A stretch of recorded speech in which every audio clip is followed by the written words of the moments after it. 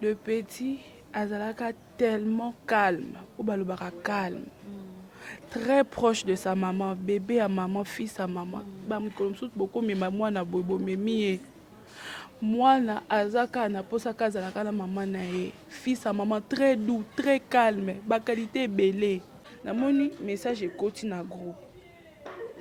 Natali message, namoni kaka capture d'écran na elongine na emoji à kolela. Naza kuti non la pongi non reconnaître non Ryan parce que c'est un garçon assez timide. Ba 22h 23h namoni yango.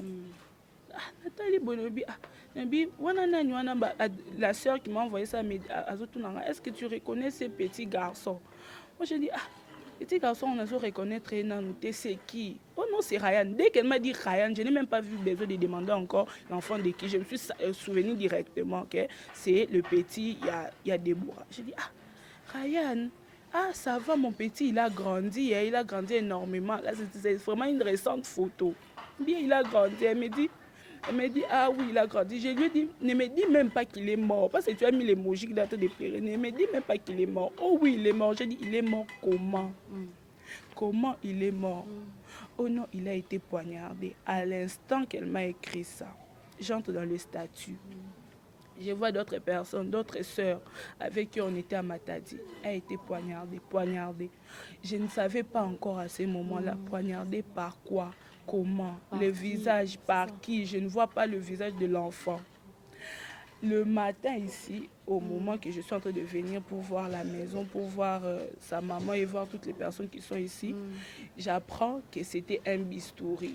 Quand la famille... Vous connaissez les bistouris, c'est que les chirurgiens utilisent. Voilà. Donc, il paraît. En venant aussi, comme tellement que l'histoire s'est propagée, en venant, je trouve un autre monsieur qui est en train de me dire, que non, c'était peut-être une petite dispute entre élèves le mardi. Une petite dispute entre élèves le mardi.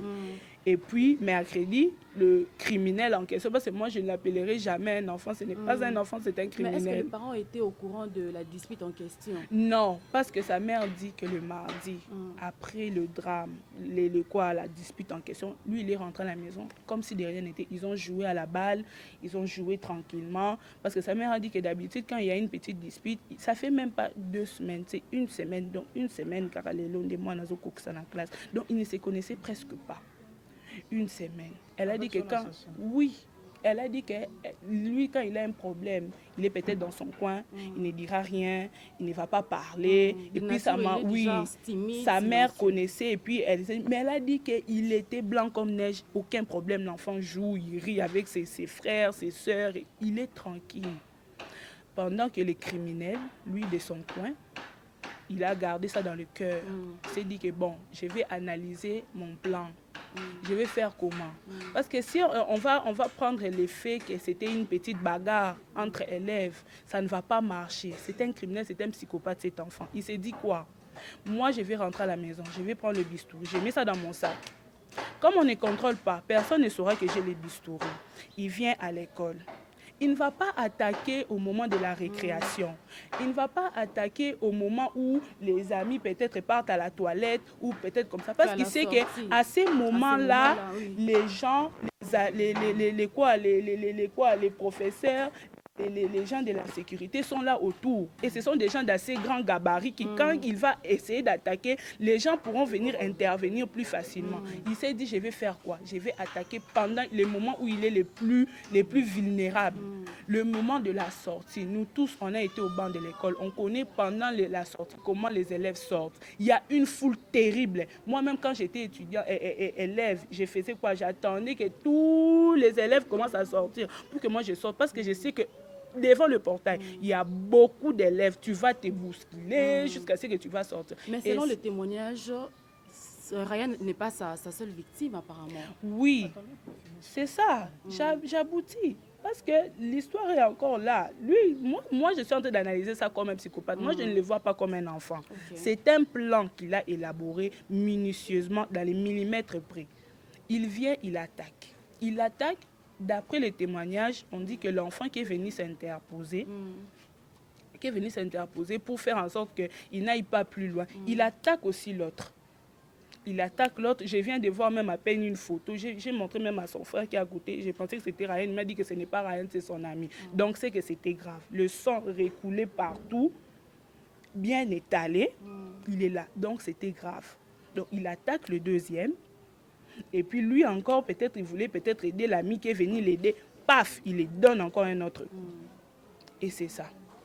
Et puis l'école qui prend le corps de l'enfant qui est encore en vie, ils font quoi?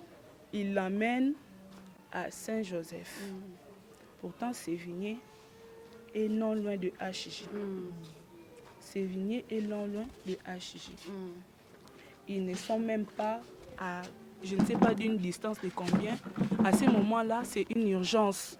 Beaucoup de Bukangi, Sinzela, Bolexabi, Soto Katissa, Tokenkotika Mwana, a choc. Non. Et ils font quoi? Ils amènent le corps de l'enfant, ils ramènent ça. Hey, je vois rien, comment bien corps. Ils ramènent le corps. Ils ramènent Ryan à Saint-Joseph. 12 rues entières qu'ils ont sautées. 12 rues. Moi, nazo saigné, le sang répandu sur le sol. 12 rues. Ils prennent le corps de l'enfant, ils ramènent ça à Saint-Joseph. Quand Saint-Joseph est baby, sa réputation est malade, ils prennent l'enfant, ils amènent à Saint-Joseph. Saint-Joseph peut-être aussi la prise en charge, même s'ils avaient une bonne prise en charge, le temps qui s'est écoulé, l'hémorragie, le sang qui coule, l'enfant peut être en train d'agoniser, il est en train de se demander est-ce qu'il va survivre. Ils prennent le corps de l'enfant, ils amènent ça à Saint-Joseph. À ta prise en charge, ça allait être impossible parce que l'enfant a beaucoup saigné. Et en plus, il attaque le cœur. Même pas le boko, même pas le boumou, même pas le polo, même pas naïbité, toutes les parties du corps qui ne sont pas des parties qui sont très touchées, des parties où quand c'est les points faibles et quand on te touche là-bas, c'est fini, tu es mort. C'est le cœur. Le cœur qui l'attaque, le cœur. Et à plusieurs reprises. La force d'abord de ces criminels, comme moi, j'ai 12 ans, ceux qui 13 ans, quelle force qu'il a eu d'empoigner. Parce que les trucs là, ça blesse, oui. Mais ceux peut-être, qui peut-être moi, accident, on peut se dire que c'était un accident, peut-être ça allait les chrétiens. Non, mais ça perfore le corps. Et puis le sang coule abondamment par terre. Sa maman qui arrive, elle ne comprend pas ce qui se passe. Elle, dans sa tête, quand on l'appelle que l'enfant est blessé, elle se dit que l'enfant est à HJ. On lui dit non, l'enfant est à Saint-Joseph. Sa mère se questionne. Qu'est-ce qui se passe? Elle arrive à Saint-Joseph. Elle demande l'enfant. Non, il va bien. Il essaie un peu de se remettre. Elle dit que il essaie un peu de se remettre. Je dois arriver moins pour voir l'enfant. Oh non, non, on est en train encore de l'arranger. Quand elle a vu que l'enfant a soulevé un peu les bras, il bouge un peu, elle s'est dit que non, mon enfant va bien. Je reste dehors, j'attends alors que Bossil s'aille bas pansement. Vers 16h, l'enfant cède. Vers 16h, l'enfant cède. Elle voit, on prend les draps, on met sur la tête de son fils. Elle n'arrive pas à comprendre. Elle se dit que moi, je paie pourquoi enlevez-moi ces draps-là? L'enfant ne va pas bien respirer. Donc, rendez-moi un essai à Koufaki. On essaie à Koufaki. La version de l'école.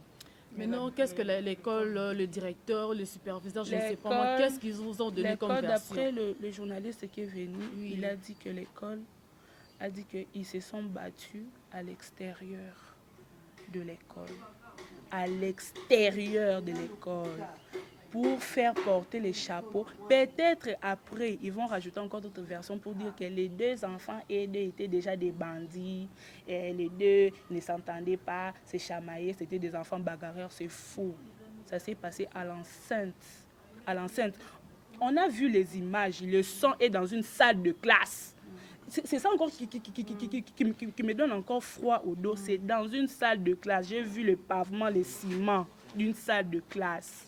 ça s'est passé dans une salle de classe. Et puis ils veulent dire que ça s'est passé à l'extérieur. À l'extérieur, on pavement, partout dans Kinshasa. Partout. Et puis ils étudient, hein, les élèves étudient après un drame aussi grave. Mais est-ce que l'un des autorités, il y a école, Zuitaton et Rokita sur place, dans la famille, Batuna, ils n'ont rien fait pour présenter même fût-ce que leurs condoléances. Vous voyez comme on est là, on n'est rien que la famille et la famille. La famille, les voisins, la famille. Moi, je suis une de leurs sœurs, on se connaît depuis Matadi, je connais presque toute leur famille. Oui. Maintenant, présentement, où se trouve cet enfant-là? Celui qui a causé tous ces drames, il se trouve où? Je ne sais pas. En tout cas, d'après ce que moi je sais, parce que toutes les informations qu'on a, c'est des parts et d'autres.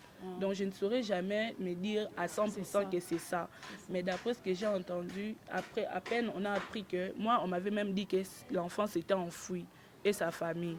Quand je suis arrivée, j'ai appris qu'il est soi-disant au tribunal d'enfants. Après le tribunal d'enfants, il est commis sous ce qui n'a deuxième rue. Donc jusqu'à présent, on n'arrive pas à se prononcer où est le criminel. Son père vient de partir il n'y a pas longtemps. Ils se sont partis avec, je crois, un avocat aussi, pour aller essayer de voir comment les choses se passent réellement là-bas de l'autre côté. Mais jusque-là, en tout cas, nous n'avons presque pas d'informations confidentielles. C'est un sujet congolais ou bien d'une autre nationalité? En tout cas, d'après les photos que nous venons de voir, ce n'est pas un Congolais. Okay. Ce n'est pas un Congolais. S'il a le sang congolais, peut-être c'est à 50% à 40%, parce que son visage accuse qu'il n'est pas congolais. Okay. Un message à donner à l'école? Le message que je pourrais seulement donner à l'école est qu'ils doivent reconnaître qu'ils ont mal géré les choses. Ils ont très mal géré. Et le fait de pouvoir faire porter, de s'enlever de la responsabilité énorme qu'ils ont sur le dos, c'est ça encore qui me fait encore le plus mal. Si en tout cas c'est possible, leur école ne fonctionnera pas plus tard. Okay. Parce que l'enfant qui est à l'hôpital à ces moments, l'enfant là que Jéhovah le protège, qu'il guérisse, qu'il aille bien et qu'il nous explique en détail ce qui s'était réellement passé. Parce que jusque-là, nous sommes dans le flou. Cet enfant-là, ses parents ne resteront peut-être pas silencieux. Ils ne pourront même pas aussi rester silencieux. Ils vont payer. Même si on ne va pas retrouver Ryan, même si Ryan ne rentrera jamais. Ça, c'est vrai, on le sait. C'est une perte incommensurable. On ne pourra jamais remplacer Ryan par une autre personne. C'est impossible, archi impossible. Mais au moins, eux, ils vont payer. Les criminels, là, ils payeront. Même s'il va entrer en prison, peut-être 2 ans, 3 ans, on va les faire sortir. Peut-être si sa famille a de l'argent, encore son visage montre déjà que quand même, bah, parents n'ont pas de moyens. Peut-être il va sortir 2 ans, 1 année, moi petite correction, il sort, si moi bambon et pas banani babatouana ba policier, ba magistrat, patati patata, c'est fini, l'enfant part. Mais l'enfant là, les criminels là, il va payer ça tôt ou tard.